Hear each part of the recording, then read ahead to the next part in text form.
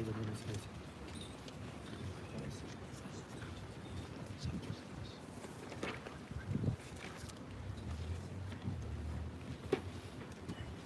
Ja sam hleb života, oci vaši jedoše manu u pustinji i pomreše.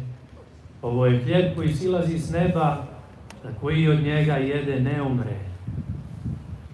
Ako se zapitamo, draga braćo i sestre, koje evanđelsko slovo najbolje pristaje ovom liturgijskom pomenu pred kovčegom nezaboravnog arhijereja Atanasija, onda su upravo to riječi pročitane iz današnjeg evanđelja. Visoko preosvećeni, vladiko preosvećeni arhijereji, časni hore prezbitera i đakona i blagočestiva crkvena punoćo. Ako postoji moment vremena kada ove Gospodnje riječi dobijaju puni smisao, to je onda ovaj sadašnji trenutak božanske Euharistije. Jer sada sa dejstvom Svetoga Duha, sveštenonačalstvo mitropolita Dabrobosanskog, sa služivanjem jeraraka, prezbitera i đakona, učešće naroda mjesne crkve i onih koji su došli iz daleka, jedno smo tijelo mnogi, pošto se svi od jednoga hljeba pričešćemo. Istovremeno, Hercegovina i cijela crkva u prazničnoj atmosferi tuguje, a i raduje se, jer veliki jerarh Atanasije sabira sve. Kao neposustali sijač riječi Božije, sve upućuje na Hrista kao hljeb koji silazi sa neba, da nahrani i utješi sve prisutne. No šta znači riječi ja sam hljeb živi koji siđe s neba? Najprije zapazimo da se čovjek hrani Bogo čovjekom, hranom na svu vječnost koja, kako je svjedočio Atanasije, jeste jedina hrana dostojna ljudskog očekivanja i ljudske prirode. Zbog toga je život našeg arhijereja bio život u blagodati liturgije, kojoj kao blagoslov doživljavamo i život i upokojenje, i sastanak i rastanak. Samo on je živio tako da je njegovo prisustvo bilo blagoslov za sve. I na nije, sad, kad je usnuo, učio nas je svako sve kako da živimo, kako da se hranimo. I onim hljebom svakodnevnim, hljebom koji silazi sa neba. I odlazeći nije ostavio prazninu, niti bilo kakvu sjenju, nego samo svjetlost i zdravlje koje sve utvrđuje i hrani. Istrkla trku naš vladika, dobar rat ratova i pobjedu izvojeva. Kroz cijel svoj život, svešteno dejstvujući, govoreći o svetoj liturgiji, on je svjedočio da Bogo čovjek uvijek iznova nova Pasha zemlja živi. U Evanđelju dalje govori, judejci se prepiraku među sobom govoreći kako može ovaj dati nama tijelo svoje da jedemo. Prepirali su se nekada judejci međusobno, ali i danas se neki prepiru koji ne razumiju Atanasijevo liturgijsko zavještanje. Koji je razlog tome? Kao prvo, da bi se prisjedinio tom zavještanju, potrebno je da usvojiš drugačiju logiku liturgijskog života, a i pokajanja kao najljepšeg cvijeta ljudskog poštenja. Kao drugo, Atanasije nije okupljao pristalice i poklonike. Stvori Bog Atanasija i kuće kalup, istinito i duhovito je rekao mitropolit Amfilohije, svjedočeći o jedinstvenosti našeg pokojnog jerarha. A nas je Gospod svojom promislu dostojio da životujemo i vremenujemo sa dvojicom divova. Iznad svega Atanasije podvig životnih sastavio se u propovjedi i svjedočanstvu i istinitosti i ljepote Hristovog bogočovječanskog lika. Onog lika koji nam je razotkrivena, javljena tajna o trojičnom biću i trojičnom unutar božanskom životu, onome što Bog jeste kako Bog postoji oduvijek, kako lično, tripostasno egzistira kao Otac i Sin i Duh.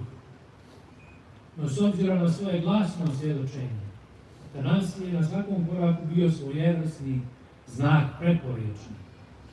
O njemu se tako i govorilo, protivječno, pa su ga jedni hvalili, drugi kudili, treći zbunjeno gledali u stalnoj nedoumici, a neke je poput djece privlačio kao magnet. I u ličnosti i djelovanju ovog čovjeka psalamskih dubina osjećala se harmonična parafonija, to paradoksalno sadejstvom hrišćanske duhovnosti i konkretnog narodnog životnog historijskog iskustva. Pojedini duhovi koji Atanasija nisu mogli da smjeste u svoja mjerila ili su suviše mali da stanu njegov izmučeni uzdah. Prema stihu grčkog pjesnika Ise mi kroske demporas, to nam.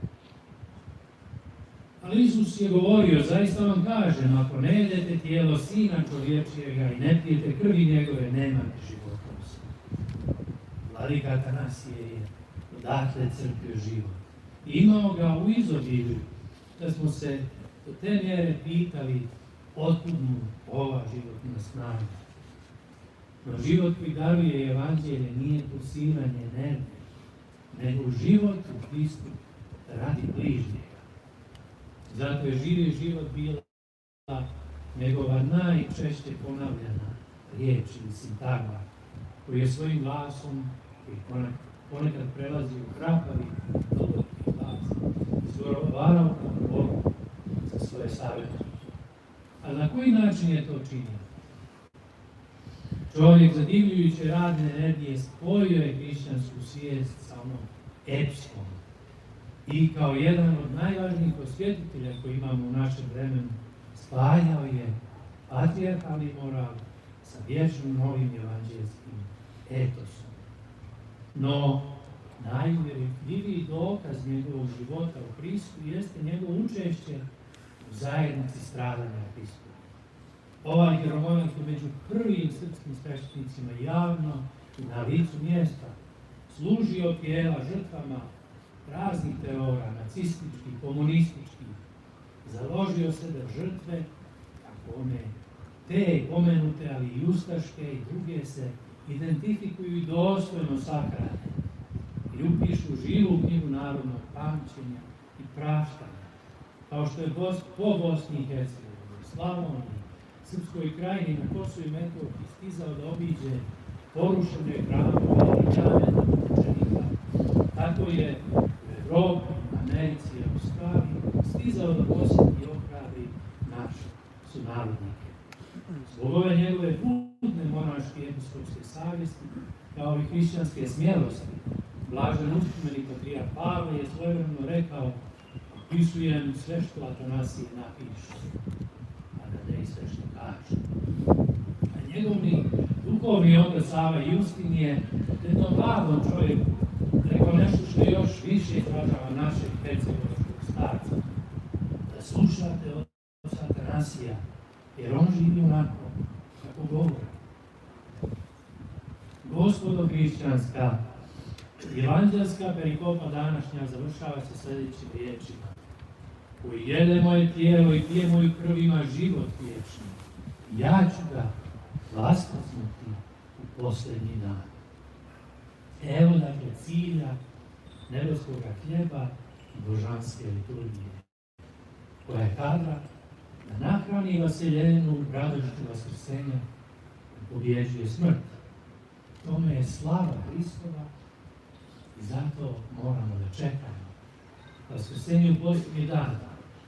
Kada se jednog oktobarskog dana daleke 1968. godine na galeriji Ruske crkve u Latini, odlazeći iz tog grada za Pariz, opraštao svoje duhovne djece, Atanasije, kako bilježi monahinja Melanija, rekao: u mojoj misiji cilj i težnja su mi samo slava Hristova.